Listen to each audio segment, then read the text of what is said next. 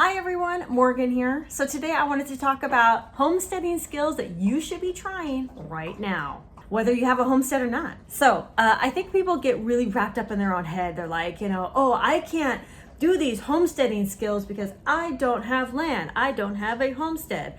Well, I've talked about this before, but I want you to homestead exactly where you are. I don't care whether you live in the city, the suburb, or even a rural area. Because if you think that just because you live rural that you suddenly have this right into passage through these skills, let me tell you something. A lot of people who live rural don't ever do these skills, okay? It doesn't matter where you live, okay? I want you to get into the mindset that you can do these skills right exactly where you are, okay? So first skill that I want to talk about, that was my coffee maker going off, but first skill I want to talk about is baking and cooking from scratch. This is a skill that anyone can learn at any time, and you can start acquiring the manual tools to work with it as well. So if you want to make pasta from scratch, you can start acquiring the pasta maker. If you want to learn how to beat eggs, without your stand mixer or whatever, you can get that manual beater. I do not mix eggs with my KitchenAid, okay? I'm just saying, you can start acquiring these manual tools as well to help you out in the kitchen. But use your, electrical tools while you have them, okay? Don't just not use them, but you can start thinking to yourself, okay, well, I make stuff a lot in my Instant Pot or my crock pot. Is there a way that I can do this, without it? Maybe in a solar cooker. Not maybe, that's definitely, because it's kind of a solar cooker. It's kind of like a slow cooker and it comes out, ooh, so good. Okay, anyway, my point is start learning to cook and bake from scratch, but not just on your stove. Try to cook and bake from scratch on the fire, on your barbecue. Learn various ways to cook outside of just your oven and your stove. The second one is going to be sewing, knitting, these kinds of things. I want you to learn to mend your own clothes. I want you to learn to maybe knit something or crochet something. I want you to learn to start making these kinds of things yourself.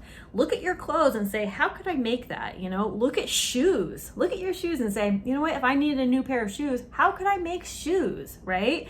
Or what about my glasses? Do I have extra pair of glasses? How can I repair my glasses? These kinds of things. So basically, I guess it's going to roll into the next one. How are you going to repair stuff? So it doesn't matter where you live. You're kind of always going to be repairing stuff, fixing things, that kind of thing. A house, a homestead, farm, whatever. You're going to be fixing fences on a farm, right? Or you're going to be, fixing light bulbs at your house or whatever. Like there's always things that you could be doing. And so do you know how to fix those things? Especially when it comes to like off-grid living. Do you know how to maintain your off-grid system, or do you know how to maintain your generator? Do you know how to fix things? Do you know how to get creative with fixing things? I think that's really important. The next skill I want you to learn is community. And I know this may not seem like a skill, but it is kind of a skill to build that community. You know what I mean? It's a skill to talk to people, to get out there, to form community, to, whether it's online or in person, to form community in somehow and start getting to know your neighbors, these kinds of things. Again, it doesn't matter where you are. And I know it can seem really intimidating, and there's a lot of people who aren't going to want to get to know you, and that's totally fine. It's not a big deal. Just as long as maybe you have like one or two people in your block that, you can say hi to every once in a while, right? Because you never know how people can be helpful for each other. And, we all live on this crazy planet together, and it might be nice to work together to trade or, just help each other out if we can. The next skills I want you to learn is hunting and fishing. So hunting and fishing are definitely homestead skills. And I say this because, when you're trying to supplement your food, especially if you don't want to go to the grocery stores, or you can't go to the grocery stores, whatever's happening, right? Then you may have to hunt and fish. And so, whether it's your own backyard or whatever, I want you to follow all of the hunting and fishing guidelines of your state, but try to learn to hunt and fish various ways. Go out to your local pond and start learning to fish.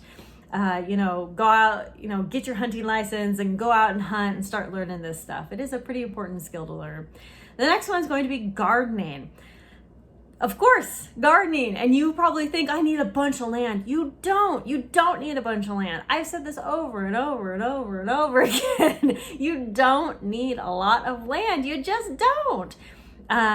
You can do indoor gardening right now. I did a video a while back about indoor gardening, and for some reason it got so much hate. People were like, indoor gardening is very inefficient. People garden indoors all the time. Microgreens. You can do all sorts of things. I was even starting peas and beans indoors. These things can happen. Even in a small apartment, just choose like a little wall of your apartment, get some grow lights and go, okay? Or get some pots on your patio. Do whatever, okay? It doesn't matter. Just start somewhere. Get a couple pots. Start learning, okay? This is all I ask of you. It doesn't matter where you live. In an apartment, an urban, rural, suburban, start your garden. Small or big, doesn't matter, just start. And of course, piggybacking on that is going to be preserving. So preserve all of the good stuff, right? Preserve the stuff from your garden, or you don't have a garden yet. That's okay. Just go to the store, get some frozen fruit, start dehydrating, or get some frozen fruit and start canning, or fresh fruit. It's usually better to do fresh stuff when you're canning. But you can do frozen stuff. Lots of people do frozen stuff. Like they'll get like, the frozen tomatoes, and they'll freeze it, and then they'll take it out of the freezer and can it into like tomato sauce, that kind of stuff. So yeah, there's lots of ways that you can can stuff.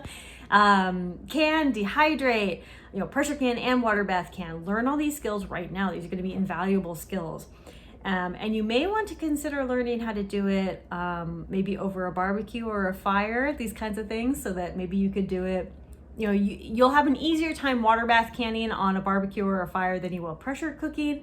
But, it's definitely something to look into and at least think about. You don't have to experiment with it because it might be a little scary, but definitely think about it for sure. But these are all skills that, are like considered homesteading skills. But you can do all these things right here in your home, okay? The last thing is going to be learning, adapting, and I've talked about this before, but adapting and figuring stuff out, finding new ways of doing things, getting creative, these are all really important skills that you should have regardless if you live on a homestead or not.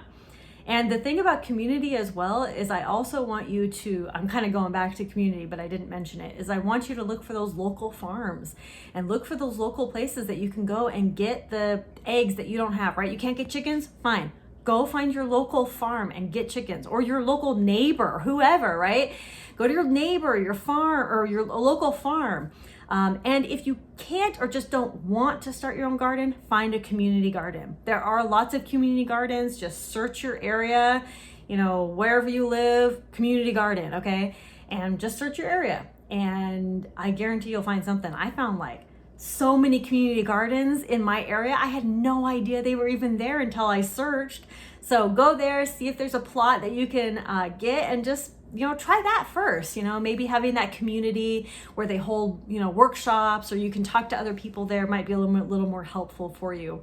But find those local farms, find the community gardens, do whatever, and just get involved and start learning and start making from scratch and start just preserving and having fun and starting these skills today. You can do all these things.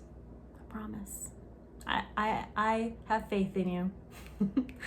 And throughout all of this, whether you have land or you're off-grid or whatever, you should always be prepared. Always have the stockpile of food and water and, extra flashlights and batteries and, all these things, generators, whatever. Have all these extra things.